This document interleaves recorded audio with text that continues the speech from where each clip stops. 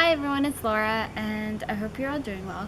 So today I wanted to talk to y'all about intuitive eating.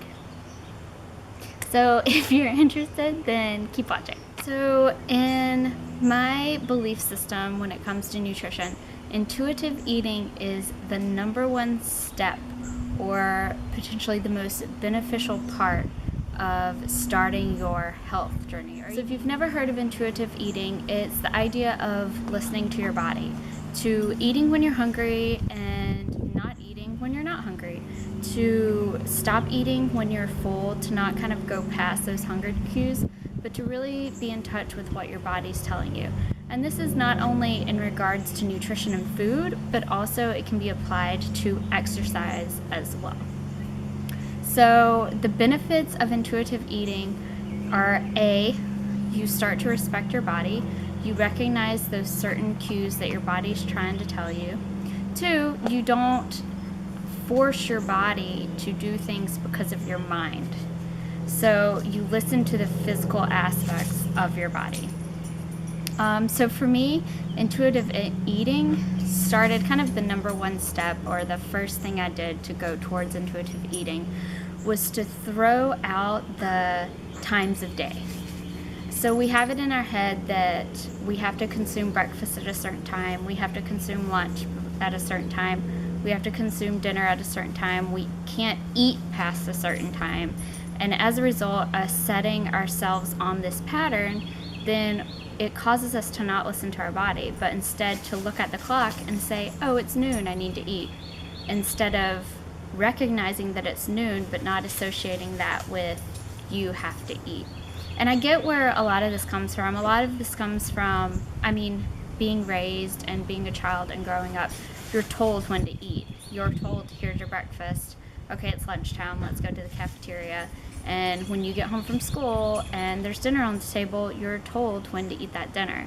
So it totally makes sense that even as a young age, we start to kind of ignore our bodily cues. That, alongside with chronic dieting and chronically forcing your body to do things because, which I talked about this in a previous video, but forcing your body to do things because someone else said that it's healthy.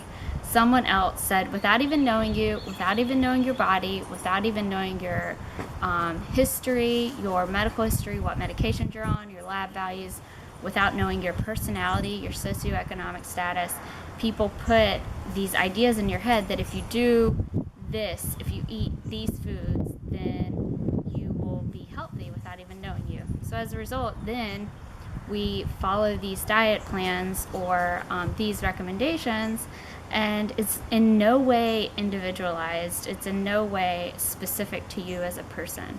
So there are a bunch of different things that kind of play into our lack of intuitive eating, or getting away from this idea that we had as soon as we were born. We eat when we're hungry, we stop eating when we're full. So my number one, kind of went on a rant.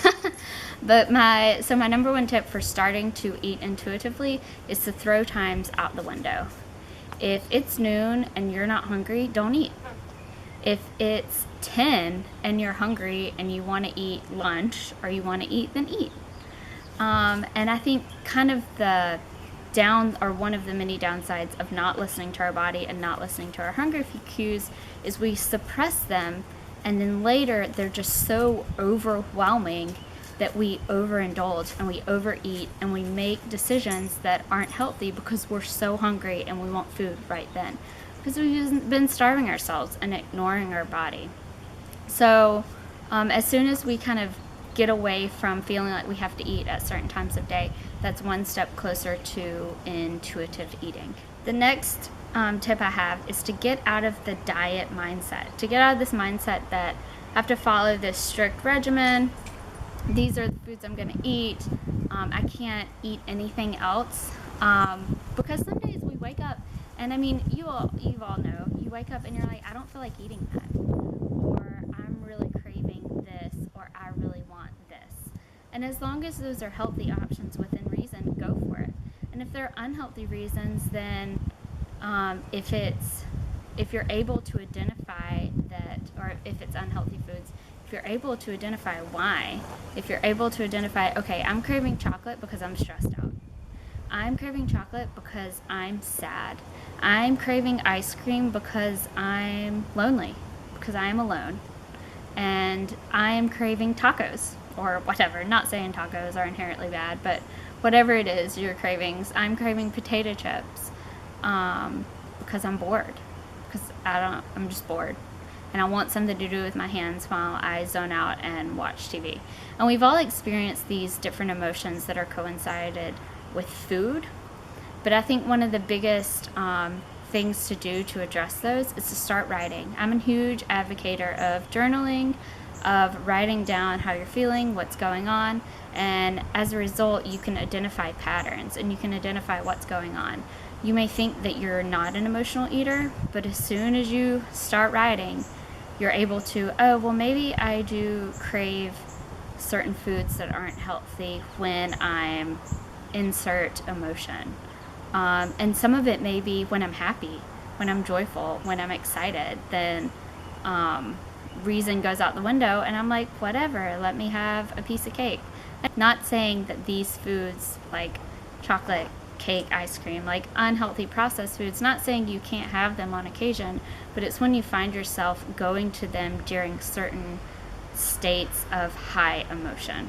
And that's when it's helpful to journal and helpful to recognize that, okay, maybe something else is going on here and it's my mind or my emotional state that's wanting these things, not my physical body.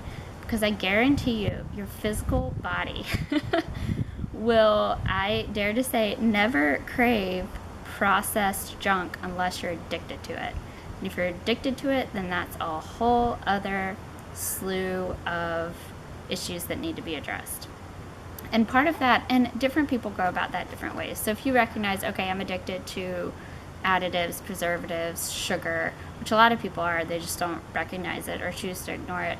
Once you're addicted to these things, it's the path you take to get off of that junk and crap is totally based on the person. Some people are very cold turkey, cut it out, they're great, all is good in the world, they never look back. Other people, it's more of a gradual process, and the challenge with that is staying on the journey. Because we are humans, we are ever evolving, we're constantly changing, we're hopefully going forward. Even when we take 2 steps backwards, hopefully we'll take 3 steps forward. So I guess tip number 2 is more of addressing emotional eating and addressing any type of addictions that you may have in regards to food. Tip number 3, and this is probably the one that I've struggled with over the years the most, and it's listening to your physical body when it comes to exercise and not pushing yourself too hard, but also pushing yourself to its limit. So there's a fine line between, oh, I'm going to go for a run. I start and I run for X amount of time. I'm a little tired. I'm going to start walking. That versus, oh, I'm X miles in, my knees are killing me, I feel like my body is breaking down, but I'm going to keep running.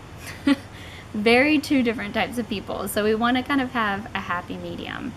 And I think that's one of the downsides of having a physical activity regimen and something that's so strict that you have to stick to it, is that you don't listen to your body.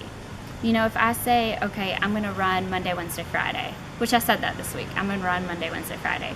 So I ran Monday morning, Wednesday morning, Friday morning I woke up, I did not feel like running. No. So I didn't. I went for a walk. Granted, I ran Friday night, but I didn't feel like running, so I didn't force my body to do it. And I recognized that it was a physical thing. My muscles were sore, my knees were tired, and my body was exhausted. And Friday night, totally different story. Friday night, I got home from work, ate, relaxed for a couple hours, really had no intention of running, to be honest. And then I got a second wind. I don't know, I listened to some Justin Bieber song and it got me all like hyped up. I don't know. And so I got motivated to go running, so I went for a run. And I think that that's something that we need to find a balance in exercise and recognizing that, okay, I exercised however many days this week, my body is physically sore and tired. I recognize that, so that's okay. I'm gonna take a day off of exercising. With that being said, I also want to challenge the people that don't exercise, the people that don't have a routine, not something that's so strict that you have to do it, but a routine that it's almost a habit that you exercise regularly throughout the week, whatever that may be. Again, not saying you have to do this specific type of physical activity all the time, but being open to, oh, well, I was going to go to a yoga class, but my friend invited me to this class, or my friend wanted to go for a walk, so I'm going to do that instead, and that's okay. My last tip for kickstarting your journey of intuitive eating is to take your time when it comes to food. Ooh, someone's mowing their lawn. It might be my dad. Hey, boo-boo.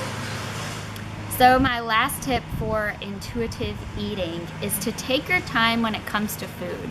And this isn't just eating, which is super important. So when you're actually eating your food, getting away from all distractions, taking your time, enjoying every bite. If it's a food that you don't like, don't eat it, and change and put it into a different recipe.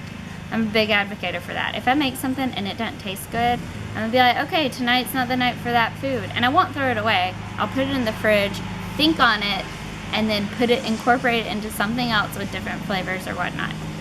So anyways, take your time with your food, enjoy your food, not just when eating, but also when cooking.